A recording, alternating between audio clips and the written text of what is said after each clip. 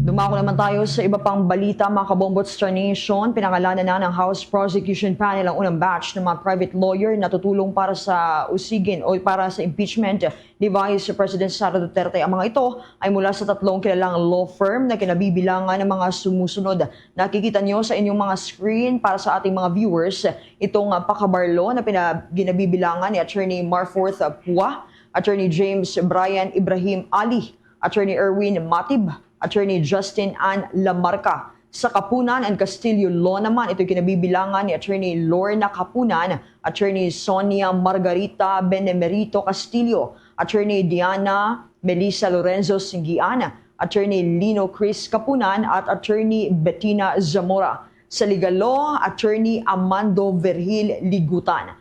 Ayon kay Lead Public Prosecutor at Batangas Representative Jerry Luistro, makakasama ng House Prosecutors ang mga natulang abogado para paghandaan ang lahat ng aspeto ng trial tulad ng pagpresenta sa mga ebidensya, testigo, paggawa ng pleadings at iba pa. There will be succeeding batches whom we will be introducing as private prosecutors joining the House prosecutors as well.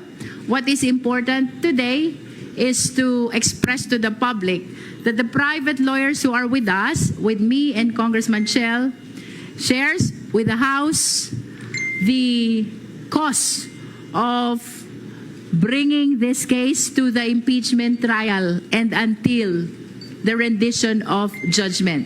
They believe in the mandate of transparency and accountability. They support the mandate of the Constitution, and that is the ultimate and sole reason why they are joining the public prosecutors in this impeachment. Tinawag naman ng veteran litigator na si Attorney Lorna Kapunan na payback time o pagbabalik serbisyo sa bayan ang paglahok nito bilang isa sa mga private prosecutors.